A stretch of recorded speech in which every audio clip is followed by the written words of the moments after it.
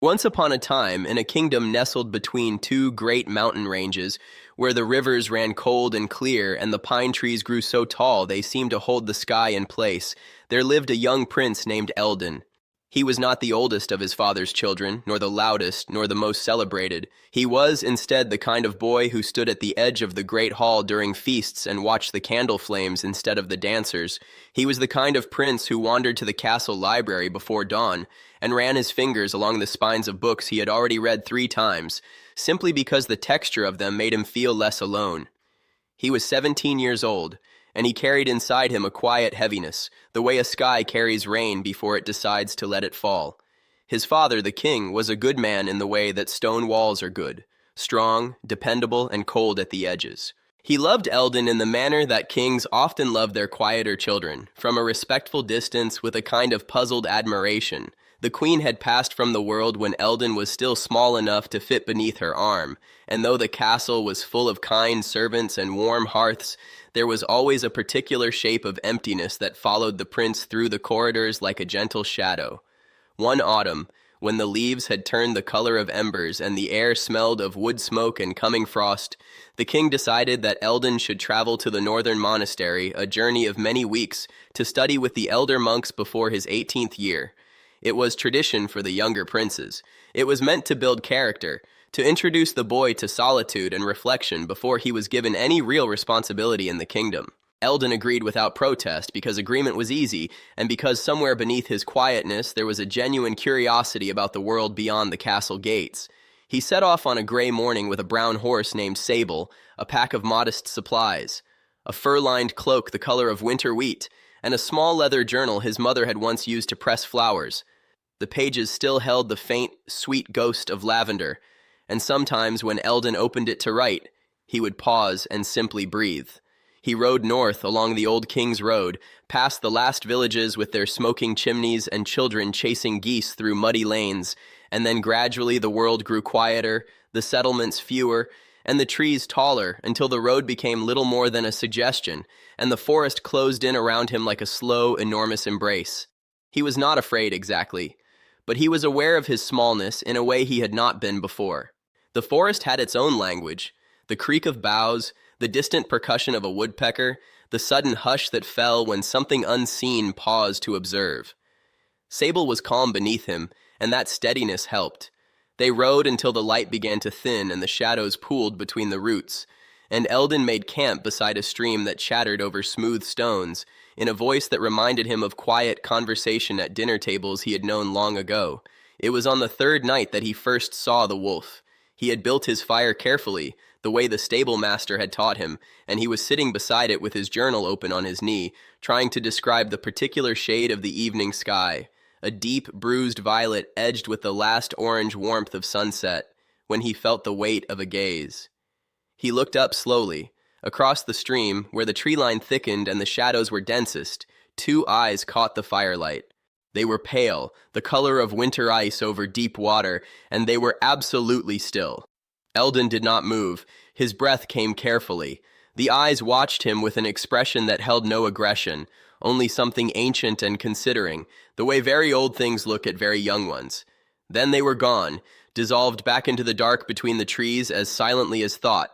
He wrote in his journal that night, "Something watched me. I do not think it wished me harm.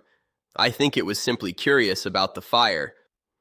He closed the book and lay down on his bedroll and looked up at the stars through the lattice of bare branches and found, to his mild surprise, that he was not frightened.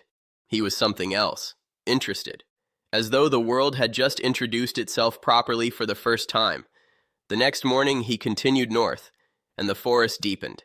The road disappeared entirely now, and he navigated by the sun and the slow lean of the trees and an old map his tutor had drawn for him on parchment that smelled of ink and years. The air was colder here, sharper, carrying within it the mineral taste of high altitude and stone. The leaves had mostly fallen, and the branches made complicated black patterns against the pale sky, and Eldon found himself constantly looking up at them, thinking that if he could learn to read those patterns, he might understand something important, though he could not have said what. He stopped at midday beside a fallen oak whose roots had pulled from the earth and now rose above the leaf litter like the walls of a small room. He ate bread and dried fruit and let Sable graze on the thin grass nearby, and he was just beginning to doze with his back against the trunk when he heard it. A sound from the western trees, steady and purposeful, not the random movement of deer or the tentative rustling of smaller creatures. He opened his eyes and turned his head, and there, perhaps 20 yards away, walking through the trees with a measured and unhurried grace, was a wolf. It was large, larger than the wolves Eldon had seen illustrated in the castle's hunting books, with fur the color of smoke and winter bark, pale at the throat and darker along the spine, like a creature assembled from all the shades of a cloudy day. Its tail was low and relaxed. Its ears were forward, not flat. It was not stalking. It was simply present. It paused when it noticed Eldon watching, and for a long moment they regarded each other across the quiet autumn air. Then the wolf sat down, not in a tense, coiled way, but in the easy, folded manner of a creature entirely comfortable in its surroundings, and it looked at Eldon with those pale eyes, and Eldon had the strangest feeling that the animal was not merely an animal. There was a quality to its attention that felt unmistakably like understanding, like patience, like the particular expression worn by very wise teachers who know that the student will eventually arrive at the right answer and are content to wait. Eldon spoke because silence felt insufficient. "Hello," he said, and immediately felt foolish. But the wolf tilted its great head slightly, as though the greeting had been noted and considered reasonable. Then it rose, stretched in the long, satisfied way of canines, and walked back into the trees. But not entirely. Eldon could still catch glimpses of gray movement between the trunks, parallel to his own direction of travel, pacing him at a comfortable distance. He rode on, and the wolf walked with him, unseen but present, a gray suggestion at the edge of his vision, and the forest felt less empty for it. This continued for 2 days. The wolf never came close. It never made a sound that Eldon could identify clearly, though once, deep in the evening when the wind had dropped and the stars were thick and very bright, he thought he heard something like a long, low note, not a howl exactly, more like a sustained breath released into the cold air, shaped by intention into a sound that carried meaning without translation. He lay in his bedroll and listened to it fade, and felt the heaviness inside him shift slightly, as though it were making room for something else. On the morning of the 5th day, Eldon's path was interrupted by a river he had not expected, swollen with recent rain, running fast and brown over a bed of slippery rocks. The bridge his map had promised was gone, reduced to 2 rotted posts and a suggestion of old rope. He stood at the bank and regarded it unhappily. The monastery was still many days north. He could turn back, but that thought sat in him like a cold stone. He could attempt to ford the river, but the current was brisk and Sable was stepping back from the bank with a nervousness that Eldon trusted. He was still working through these considerations when he became aware that the wolf had emerged from the trees and was standing beside him at the water's edge. Close now, closer than it had ever come before. Eldon could see the individual texture of its fur, the way the silver hairs at its shoulders caught the pale morning light, the steady pulse at its throat. The wolf did not look at him. It looked north, along the riverbank, with calm authority. Then it began walking north along the bank, and it glanced once over its shoulder at Eldon before continuing. "You know something," Eldon said, and took up Sable's reins and followed. 3 miles upstream, the river narrowed between 2 shelves of flat gray rock, and though it still ran quickly there, the crossing was manageable, a firm, even bed visible beneath the shallow water, the rock stable and broad. Eldon crossed safely, Sable stepping with careful dignity, and when he reached the far bank and looked back, the wolf was already crossing behind them, picking its way over the rocks with practiced ease, shaking each paw once as it reached dry ground, looking, for a moment, almost playful. Eldon laughed, a real laugh, unexpected, rising up out of him before he could decide whether it was appropriate. It had been a long time since he had laughed like that, with his whole chest. The wolf sat and looked at him with what he had come to think of, privately, as its composed expression, and he shook his head and said, "Thank you," and meant it completely. That evening, by the fire, the wolf lay down on the far side of the flames, not close, but no longer across a stream. The orange light moved across its fur and turned it amber and gold, and Eldon sat quietly and watched it, and wrote in his journal about the crossing and the laugh and the strange companionship that had developed between them without any negotiation or agreement, simply because it had, the way rivers find their paths without consulting anyone. He wrote, "I do not know what it wants from this journey, if anything. I do not know if it is the same wolf from the first night. I think it is. There is a quality to its presence that feels continuous, like a thought I've been having for several days without realizing it. It does not need anything from me, I think. It is simply here, and I find that I am glad of that." Winter arrived without much ceremony. One morning, Eldon woke to find a thin skin of ice on the water in his wooden cup, and frost on the grass, and the wolf's breath rising in small clouds as it slept, its nose tucked under its tail. The world had a new quietness to it, the particular silence of cold, which is deeper than other silences and more complete. Snow came by the afternoon, first as a hesitant suggestion, a few flakes drifting like ash, and then more seriously, settling on the branches and gathering in the hollows between the roots, turning the brown and gray forest into something pale and new and hushed. Eldon pulled his cloak tighter and watched the snow fall and felt something in him ease. He had always liked snow. It simplified things. It covered what was complicated and left only shapes, only the essential structure of the world without its constant details and decorations. He rode through it slowly, and the wolf moved through the white forest with an ease that made the snow seem like its natural element, which perhaps it was. They climbed now. The forest thinned as the land rose, and the trees that remained were mostly pine, dark and stiff, their lower branches heavy with snow, their tops pointing into a sky the color of old pewter. The air thinned too, and Eldon's breath came with a gentle effort, and everything was very quiet and very still. Occasionally a branch would release its load of snow with a soft, collapsing sound, and once a raven crossed the sky above them, black and purposeful, calling once in its rough, indifferent voice, and then it was gone. On one of those high, cold evenings, when the wind was low and the stars were extraordinarily bright, Eldon sat by his small fire and spoke to the wolf properly for the first time. Not a greeting, not a thank you. A real conversation, or at least his side of one.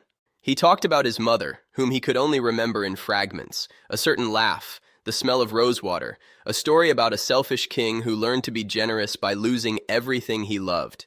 He talked about his father, and the difficulty of being seen clearly by someone who loves you but does not quite understand you. He talked about the feeling of standing at the edge of things, the feast hall, the kingdom, his own life, watching from a distance, and not knowing whether he was doing so because he was cautious or because he did not yet know how to enter. The wolf listened. This was not Eldon imagining things. There was an unmistakable quality of listening in its stillness, in the way its pale eyes rested on him without wandering. It did not pace or look away. It lay with its chin on its forepaws and listened, and Eldon felt, for the first time in as long as he could remember, genuinely heard. Not understood. The wolf could not offer that in words, but heard, which is its own separate and important thing. "I suppose you think I should simply walk into the room," he said at last, and the wolf raised its head slightly, and he smiled and shook his head. "Yes, I know, it sounds obvious." He slept well that night, deeply and without the shallow, restless quality that often troubled his sleep in the castle, and in the morning he felt lighter, as though speaking the things aloud had reduced their weight, the way a cloud releases rain and becomes less heavy and more itself. The mountains grew around them as the days passed. The great gray peaks had been a background for the entire journey, and now they became the foreground, enormous, unhurried, ancient, dressed in their winter white and utterly indifferent to the smallness moving through them. Eldon stopped often just to look. He had studied illustrations of mountains in the castle library, but illustrations, he understood now, were like descriptions of music. They could tell you something true and still miss the whole point entirely. The mountains were not a sight, they were a presence. They had a gravity of their own, not merely physical but something more atmospheric, a sense that things were larger here and time was slower, and the ordinary concerns of the lowlands were simply not relevant. The wolf seemed at home here in a way that it had been at home everywhere, which Eldon found quietly admirable, the perfect ease of a creature that belongs wherever it is, Not because everywhere is the same, but because it carries its belonging within itself. He thought about that often. He thought about what it would feel like to be that way, to arrive in any room, any landscape, any moment, and simply be present in it without the constant slight wrongness he felt everywhere he went, the feeling of being slightly too early, or slightly too late, or slightly to one side of where the real thing was happening. One afternoon, the wolf did something unexpected. It stopped abruptly on the path and stood with its body angled slightly away from the direction they had been traveling, ears forward, attention fixed on something in the trees to the east.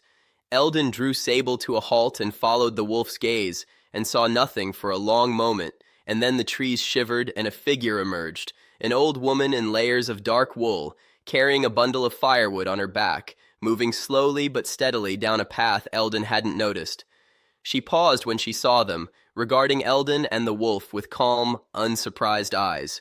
"You are the prince who travels north," she said. It was not a question. Eldon blinked. "I am a prince traveling north," he said carefully. "Whether I am the one you mean, I cannot say." "The wolf knows," she said simply, and glanced at the animal with a familiarity that startled Eldon more than any of the journey so far. The wolf held her gaze for a moment, then turned away and sat, facing north again, patient as stone. The old woman offered them shelter for the night, a small house built against the side of a hill, so well integrated into the landscape that Eldon had not seen it until she pushed open the low wooden door. Inside it was warm and smelled of pine resin and dried herbs, and something savory and good. She fed Eldon a bowl of thick soup and gave him a place to sleep near the hearth. The wolf lay by the door as it always did, guardian and companion simultaneously. Before she settled herself to sleep, the old woman said, without looking up from her mending, "The wolf has walked beside many travelers on that road. It does not choose everyone. When it chooses, it means something." She paused, her needle moving steadily through the cloth. "It chose you." "Why?" Eldon asked. She looked up then, and her eyes were the same shade as the winter sky outside. "Because you were ready to be accompanied," she said. "Not because you needed protecting. Because you were finally willing to have a companion." He lay awake after she had slept, listening to the fire settle and the wind move outside and the quiet breathing of the wolf by the door, and he turned her words over in his mind the way he turned river stones, not to break them open, just to know their shape. He thought she might be right. He thought about all the ways he had held people at a careful distance, not out of unkindness, but out of a deep, practiced habit of self-containment. He thought about how the wolf had not let him maintain that distance, not by pushing through it, but simply by being present just beyond it day after day, patient and warm and real, until the distance had shrunk on its own, the way snow melts not in a moment, but in a gradual, inevitable yielding to warmth. He left the old woman's house in the gray early morning with a heart that felt reorganized, as though things inside him had been moved to more sensible positions. The wolf walked beside him now, not across a stream or through a tree line, but genuinely beside him, close enough that Eldon could have reached down from Sable's back and touched its broad head. He did not do this. He was aware of the trust as something fragile and also something strong, the way ice over deep water is both. The days that followed were among the most peaceful Eldon had ever known. The mountains opened into a high valley, sheltered from the worst of the wind, and here the snow had softened into something almost gentle, and a frozen stream ran along the valley floor and caught the winter light and held it, glittering in that low, amber, late-afternoon way that belongs only to winter. They traveled through it slowly, and the silence was the good kind, the kind that is not empty but full of the small sounds of their passage, the creak of Sable's tack, the soft impact of paws and hooves on packed snow, the occasional distant call of something wild and high and belonging to those peaks. Eldon talked less now and listened more. He had learned from the wolf, perhaps, how to be still without needing to fill the stillness.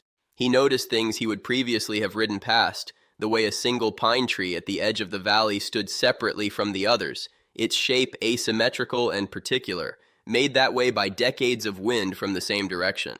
The way the frost on the ground was not uniform but patterned, as though something had breathed across it in the night and left its signature.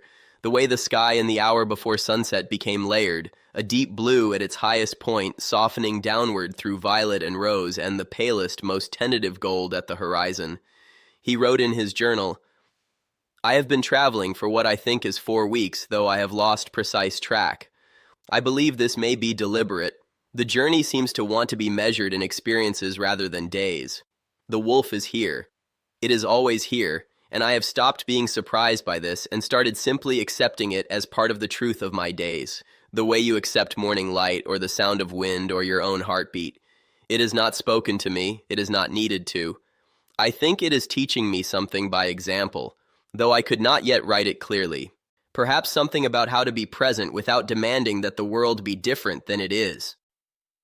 On a clear night when the moon was full and very bright, Eldon woke deep in the dark to find the wolf sitting upright, facing the east, watching the moon rise with an expression of such complete and uncomplicated attention that it stopped his breath.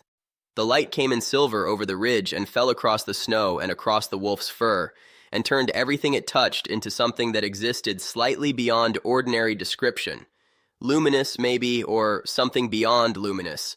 Something that belongs to the vocabulary of things seen once and never fully forgotten. Eldon lay still and watched. He did not want to break it. He felt, in a way that was difficult to name but impossible to deny, that this was a gift being offered. Not the moonrise, which was indifferent to them both, but the witnessing of it. The wolf had woken him, he felt sure of it. Not by sound or touch, but by the quality of its alertness, which had somehow carried across the space between them and reached down into his sleep and lifted him gently to the surface. And now they watched the moon together, the young prince and the gray wolf, in the high, cold valley surrounded by the enormous, quiet mountains. And it was enough. It was, in fact, quite a lot. The monastery appeared on the morning of the 32nd day, or thereabouts, built into the side of a north-facing cliff, its stones the same pale gray as the mountain itself, so that from a distance it looked like a natural formation. As they drew closer, Eldon could make out the detail of it, the narrow windows with their deep-set sills, the wooden doors worn smooth by a great many years of hands, the bell in its small tower that began to ring, slow and measured, as if it had been watching for him and was now announcing his arrival. He stopped some distance before the gate and looked back. The wolf was sitting in the snow perhaps 50 feet behind him, and it was watching him with its pale eyes, and something in the quality of its stillness told Eldon that it would not follow him through the gate. He understood this. The monastery had its own kind of peace, its own rules of passage, and some things that belonged to the wild world waited outside the walls, not because they were excluded, but because they chose to remain where they were most themselves.